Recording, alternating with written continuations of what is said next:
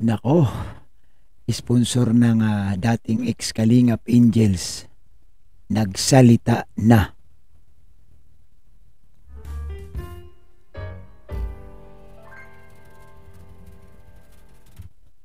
Ayan, good morning sa inyong lahat. Ayan, good morning sa ating lahat ng mga taga-subaybay, ang ating mga solid subscribers, mga OFW. Ayan. So guys, kung kayo hindi pa nakasubscribe sa ating YouTube channel, andyan po yung ating YouTube channel, Bobby TV 143. Yan, subscribe na po at mapabilang ka po sa ating mga solid subscribers. At siyempre, maging updated ka sa ating mga gagawing reaction video. So ito, guys, ano na? Isang sponsor ng dating Kalingap Angels, nagsalita na. So dito guys, papanoorin natin at siyempre as usual, makibahagi tayo, comment kayo, pero sana po wag na po tayo mangbas. Ang pag-comment po natin sana ay maayos, no? Yung bang komento na makakatulong tayo sa ating pinag-uusapan. Wag po tayo magkomento guys sa mga bagay na nakakasira at nakakasama. Yung ating komento guys, advice po para sa ating topic ngayon. So ito guys, panoorin natin at pagkatapos nito, magbigay tayo ng opinion, no? Advice. So sino kaya itong sponsor na ito guys? Bakit mukhang ngayon lang siya nagsasalita? Ito na po, panonoorin natin. Ayan. Kilala nyo ba yan? Ito. Hanggang ngayon ba, hindi pa ba kayo papag-move on? Kailangan nyo pa ba siraan yung mga ibang tao? Bakit ikaw, hindi mo pwede sabihan yung mga reactors mo na tumigil sa paggawa ng kwento sa mga taong nakatulong sa iyo? Oh, ang sinasabi niya dito guys, no, ito tayo po magre-reaction dito po sa nagsasalita, no? At kung hindi ako magkakamali, no, ito yung dating sponsor na si Ma'am Ana Rita Reyes.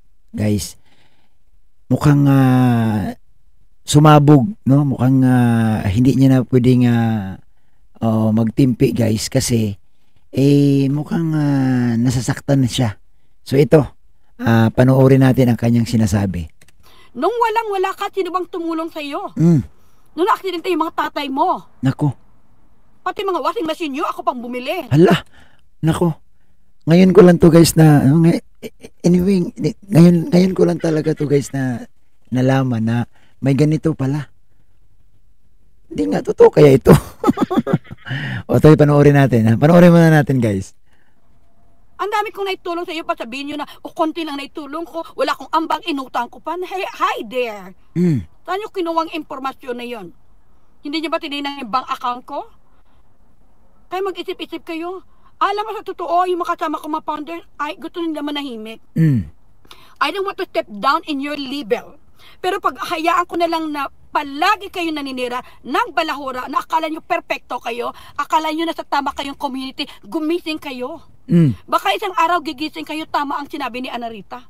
Nako. So ito guys, nagpapakilala na po siya. Siya po si Ma'am Ana Rita. Dito guys, sa kanyang kwento, mukhang isinalaysay niya, no? Yung kanyang mga itinulong. Siguro, mayroon ito siyang naramdamang hindi maganda. Diba? Bakit niya sinasabi ito? Bakit niya kinukwento? At mismo sa live pa niya. So, national, sa Sukmid talaga, makikita ito at nasa kanyang channel. Naku. So panoorin pa po natin. Tama ang sinabi ni Jomalyn. Tama ang sinasabi ni Egypta. Tama ang sinabi. Ito pa. Itong tatay ni M. Message na message akin noon. Lahat ng mga live ni Kapitan Anihay, pinaforward sa akin para magalit ako. So, ibig sabihin, yung magulang, may connection na rin sa sponsor. Kasi sinasabi niya dito, guys, yung tatay daw, nag-message. Gigising kayo, tama ang sinabi ni Ana Rita. Tama ang sinabi ni Jomalyn. Tama ang sinasabi ni Egypta. Tama ang sinabi. Ito pa. Itong tatay ni M. Message na message akin noon. Ang tatay daw ni M. Message ng message. Alam mo guys, ito nga ang, kaya nga ang Kalingap, no? May rules talaga na dapat, no, direct contact sa beneficiaries. Malaking bagay yun eh. Kasi ang alam mo ang sinasabi ng iba, tatawag lang naman, mangungumusta. Hindi doon nagtatapos eh. Ito ha, babalik na naman tayo. Ang no direct contact, ibig sabihin, dapat wala kayong ugnayan sa beneficiaries.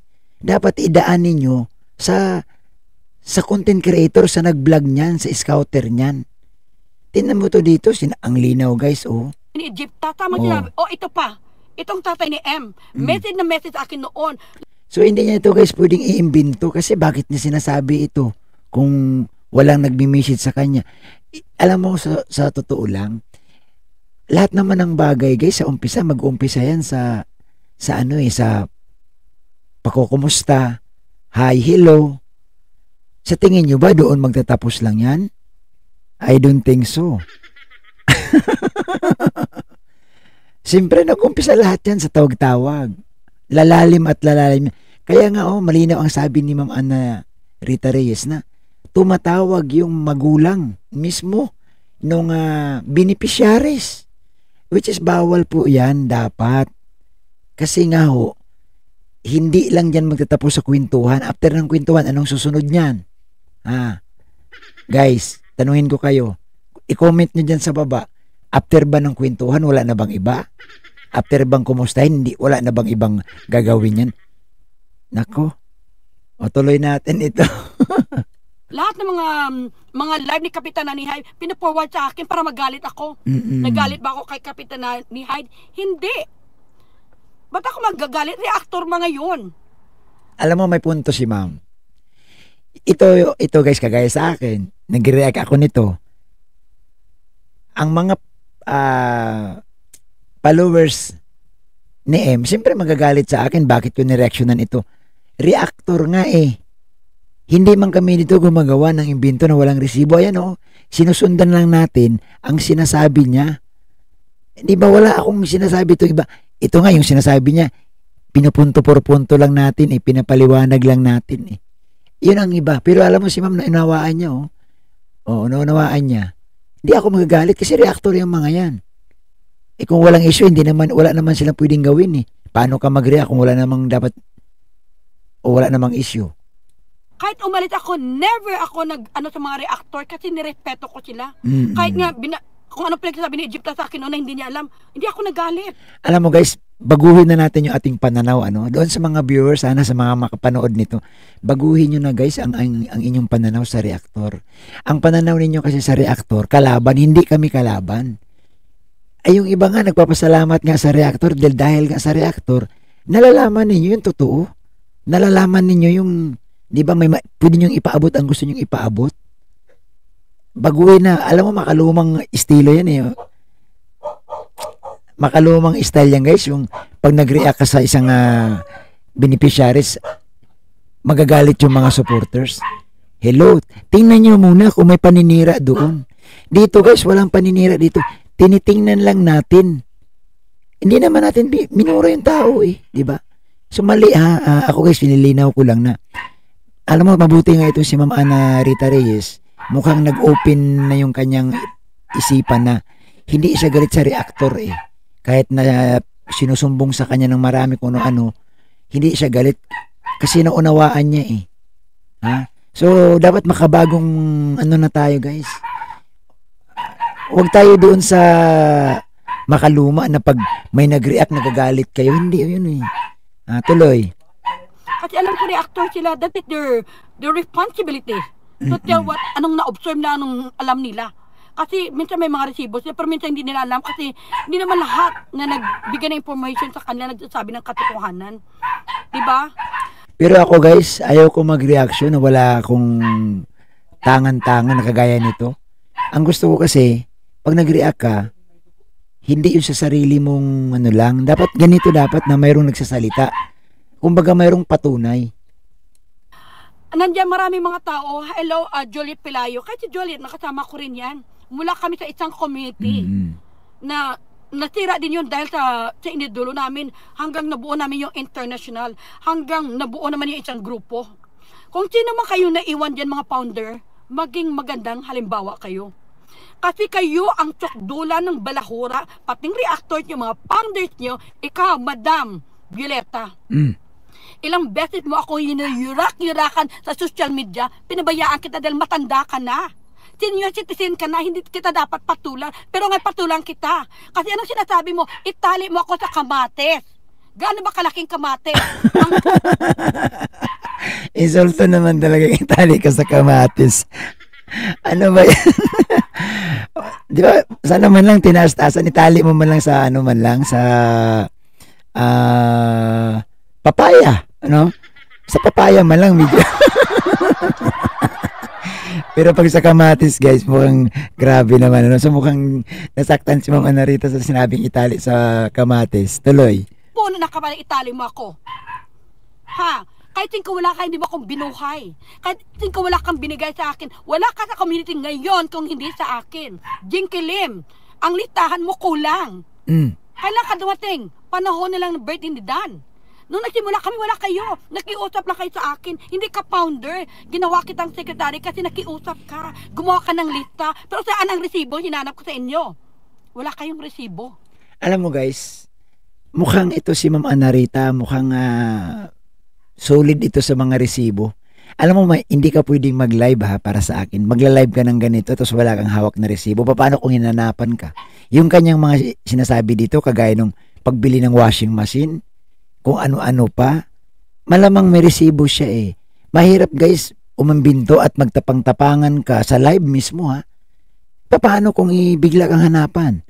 O asan resibo mo na ikaw bumili ng washing machine kung wala kang maibigay?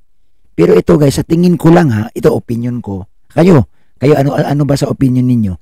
Sa tingin ko guys, mukhang may hawak na resibo ito si Ma'am Anarita guys. Tuloy. Ibigay niyo sa akin lahat ng resibo ng lahat ng pinga na gastos niyo. Kasi ako meron ako mga lista dito kung magkano kami. Ano kami na nag-ipon kami nandiyan si Ate Edna. Nag-emergency meeting kami para magpadala kami ng 25K. Para kasi naawa kami na hindi siya makapag-aral sa NCF. Yung pala nung natangga ang pera, totoo ang sinasabi ni Kapitana ni Hyde. Totoo ang sinasabi ni Egypta. Nung natanggap ng pera, bye. Ha? Ibig sabihin pag nakuha yung pera, goodbye na. Ano ibig sabihin? Okay, meron akong scholarship. Diba? Nung sinabi namin sa iyo na, sige, gamitin na lang sa charity. Marami kang mahabang listahan. Yung vitamin ng nanay mo, yung pang-load ng tatay mo, yung pang-bayad sa pagkain ng mga baboy ko, 26K! Imagine, 26K expenses nyo. Pati yung sweldo mo sa sekretary mo kay Jana, 7K. Ay, grabe pala. Nako. Guys, pasensya na kayo kasi ngayon ko lang to talaga nalaman. Anyway, hindi man tayo nagmamarites tayo pero hindi man tayo ganito. Kaya lang itong sinasabi niya kasi nagugulantang lang ako. Ultimo ba naman mga needs ng pamilya mo ililista mo pa. No? Ito guys, hindi sa sarili ng akin to ha. Reaction to ni live ito ni Ma'am Anarita, ginawang ko lang. No, hindi galing sa akin ito, ulitin ko ha, FYI, hindi galing sa akin to. Nako, hello. Tinalo mo pa yung mga OFW na 25K lang ang sweldo sa ibang bansa. Ikaw 26K, wala kang ginawa kung may vlog lang. Naku. Kaya wag mo akong hamunin kasi hamunin ko rin kayo. Kasi nagsasabi ako ng totoo. Ito lang guys, wala ka talagang, alam mo sabi ko nga sa'yo kung ikay nasa totoo, kung totoo ka lang ha, kung hawak mo talaga yung mga sinasabi mo na may resibo ka, may ebidensya ka, wala ka talaga dapat katakutan eh. Kahit saan ka talaga dalhin. Ang mahirap lang kasi, kung nagsasalita ka, tapos, yan ikatang isip mo lang, may kalalagyan ka talaga. Pero sa nakita ko nga, sabi ko sa inyo, mukhang si Ma'am Anarita, mukhang bastante ito, no? Mukhang tambak ang resibo nito, no? Kung sa madaling sabi, kung hanapan natin ito ng katibayan, naku, mayroon ito. Ayon sa kanyang, sa obserbasyon ko sa kanya, guys. At saka hindi 1, 2, 3, 4, 5 o 10 umali. 20 kami na founders. Ibig sabihin, founder, ang dami nyo sa isang lab team. Samantalang, ako namin, ako lang mag-isa eh. Oo, mayroong iba gusto mag-founder, di sa kanila na. Sa kanila guys, 20, ang dami. Kaya pala nung araw talagang baga umaapaw ang grasya. Tuloy. 20. Kasi nandyan sa group namin, meron pa kami ngayon 50 sa group na nagkaisa kami. For the good cause. Because we want to have a one city, we have one dream and one hope to help our community back home in the Philippines. Kasi karamihan sa amin, mga OFWs, karamihan sa amin, mga nurse, mga teacher, mga professional, karamihan umalis. Ewan ko kung ano ang naiwan dyan. Diba? Kayo mga nandyan, magbagong buhay na kayo. Gumising na kayo. Huwag na kayo magpaloko-loko. Alam mo, hindi nyo man na-appreciate yung mga sakripisyo ng mga tao. Tapos sisiraan niyo pa si Jomalyn na how many hours, nag-travel para inuna niya pa yan sa anak niya. Hindi pa ba pagmamahal yon? Tapos ikaw FMT, pati si Jem na walang didamay nyo, sinatawag yung bakla. Iniisip mo bang sinasabi mo? Magising kayo bago kayo maninira sa kapwa nyo, isipin nyo mabuti. Nako, ikaw, dali ka. MFT ba ito? Ito ba yung nakasalamin lagi? Nako, sagutin mo to. O to, MFT. Mayroong paratang sa'yo si Ma'am Anarita. Sagutin mo ng maayos yan. No? Hindi yung magalit-galitan ka dyan. Oo, sagot. Ang hinahanap dito, sagot. Hindi yung magagalit-galitan ka, ha? O, tuloy. Kasi pwede kayong makasuhan sa totoo lang sa mga pinagsasabi nyo. Ako hindi ako natakot. Kahit kasuhan nyo, dito ako sa Amerika. Ayan. Guys, may hamon. O, kasuhan nyo daw siya. Ito, guys, pagkakataon nyo na, nag-invite siya. Alam mo, ang ganda ng sinabi niya, ha? O, sabi niya, Kasuhan sa totoo lang sa mga pinagsasabi nyo. Ako hindi ako natakot. Kahit kasuhan nyo, dito ako sa Amerika. Hinahamon ko pa nga kayo, eh. Oh, naghamon. No need nyo nga guys, kailangan to guys takutin. Hinahamon kayo. Oh, yan. Ay, nako. Tuloy. Kung may mga ebidensya kayo na sponsor ako, kung may ebidensya ako mukha akong pet, kung may ebidensya ako na hayop ako o whatever, ipakita nyo. Ha? Kasi sobra-sobra kayo. Ang yayabang nyo, ang babastos, ang bunganga nyo, ang balahuran nyo. Sa totoo lang, huwag na kayo magtataka kung saan ang galing ang balahura sa sarili nyong community. Oh, ayan. Yung nagsasabi dyan guys ha, na balahura ang Team Kalingap, ay ito ang patunay oh.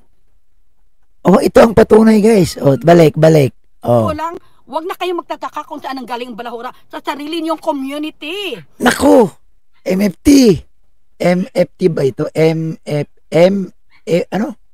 FMT. Ayan. Tuloy. Alam mo, ako guys na kasi nga ngayon ko lang to talaga narinig, promise. Wala akong, nung araw kasi guys, kalaban ko man to si Ma'am Anarita.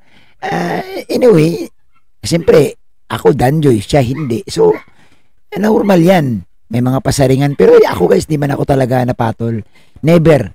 Saan, nako, kung sa balahuraan lang, binalahura ako ni Egypta, nagsalita ba ako? Never. Ang daming sinasabi sa akin, kung ano-ano na lang na panlalait. Personal kong buhay nilalait. Pero, hindi ko yan pinapatulan. Alam mo kung bakit? Nandoon yung respeto ko bilang tao. Hindi bilang kung, alam mo, dahil nga tao siya, pero kung siya hayop, wala akong respeto.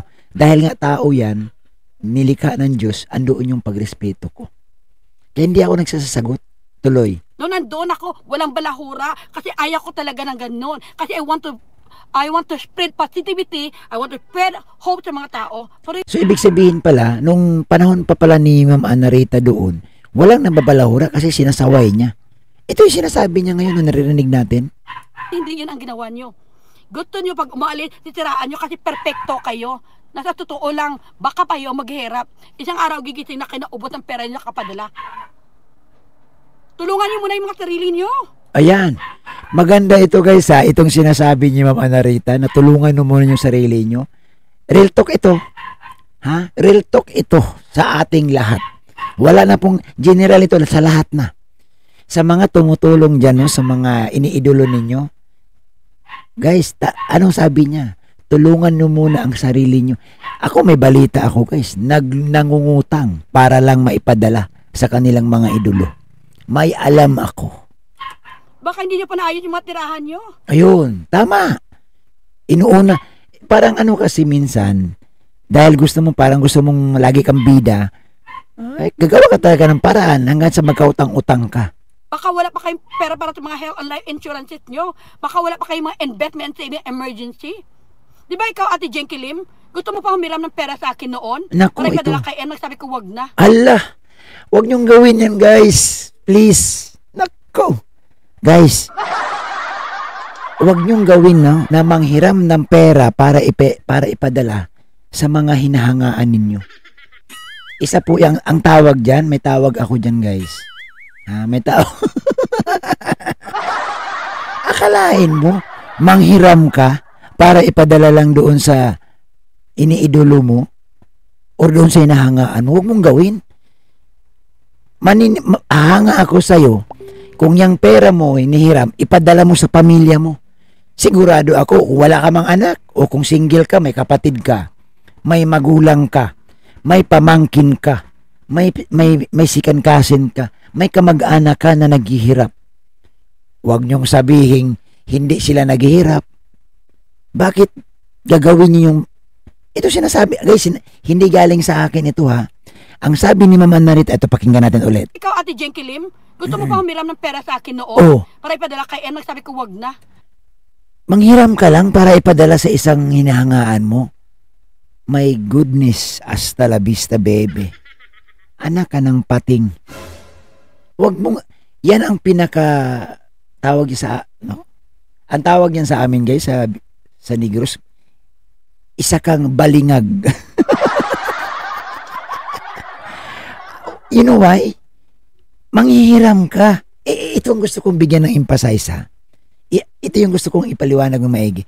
Isipin mo to kung totoo sinasabi ni Ma'am Anarita Reyes na nanghiram ka, mabuti na lang hindi siya pumayag. Manghiram ka para ipadala lang dito sa iyong hinahangaan. Oh my goodness. Grabe. Nagpakaloko ka, nagpautang-utang ka para lang ipadala. Samantalang, sabi ko nga kung ikay wala ka pang anak, sigurado ako may tatay ka, may nanay ka, may kapatid ka, may pangapamangkin ka sa kapatid, marami kang kamag-anak na nangangailangan. Tapos, i-priority mo yung ibang tao na hindi mo naman kaano-ano. Ano ang punto? Ano ang gusto mo mangyari? Guys, comment kayo sa baba. Bigyan nyo nga ako, guys, ng magandang komento. Kung ganitong klaseng tao, ano mayroon sila? Anong gusto nila, ha? Una, pabida. Pangalawa, pasikat. Isa lang yata yung pabida at saka pasikat, no? Hindi ko, comment kayo dyan sa baba. Tuloy natin. Kasi naawa ko sa iyo. Bakit magpadala kung wala kang pera, bakit ka mangungutang? Tapos yung baliktarin nyo, oh my God, mahiya kayo sa sarili nyo. Tapos, ang dami ng alam ko. Tapos wag kayo nagtataka kung bakit may marami mga lihim. Ang tanungin sa sarili nyo, sino ba ang pinaka-author sa mga kumakalat na mga kung ano dyan, mismo sa author? Kasi ang alam ko, ang dami. Ikaw, Ate Gemma, ha, ang paninira mo sa Joy noon, tinahimik ko lang noon. Ngayon na alam ko na ang katotohanan, napakabait ni Joy. Gawa mo ng kwento na palagi sa beer house, umiinom. Ay nako. Aha. Ang Gemma, kung nakilala kita noon, abuti wala nang Danjoy ngayon at di ko na kailangan. Pero walang katotohanan yan. Ma'am Gemma, alam mo, pasalamat kay walang Danjoy. Pero may joy pa din. Ma'am Gemma, pasensya ka na ha, pero sa susunod, busisiin ko yung mga sinasabi mo, ha? Ikaw pala itong nagpapakalat na nagbibirhouse. Anong katibayan mo? Ikaw ba may-ari ng beer house na nasasabi mong si Joy nandoon sa beer house? Huwag ganun. Huwag mong gawin yan. Grabe, pati si Diwata, guys, ginagawa nyo ng kwento. Ha, ginagawa nyo ng kwento si Diwata. Huwag naman ganyan. Ha? Huwag ganyan. Ha? Huwag ganyan, guys. Nagpapakalat kayo ng mga balita na hindi maganda. Naku po. Naku. So, guys, pansamantala, no, i-stop ko muna yung aking reaction dito kasi medyo mahaba na din. Huwag kayong mag-alala. In the next day, itutuloy ko ito. Marami pa tayong matutuklasan sa mga sinasabi ni Ma'am Ana Rita Reyes. So, dyan po, guys, nagtatapos ang ating reaction sa araw na ito. Sana po, no, sana po, sa mga hindi pa po nakasubscribe sa aking YouTube channel, ayan, baka may ilan-ilan pa sa inyong nakalimutan at nag-unsub, Let's go guys, balik na po kayo para kabilang na kayo sa ating solid subscribers. Road to 300,000 na tayo. Salamat sa inyong lahat at isang mapagpalang araw sa ating lahat. Bye-bye!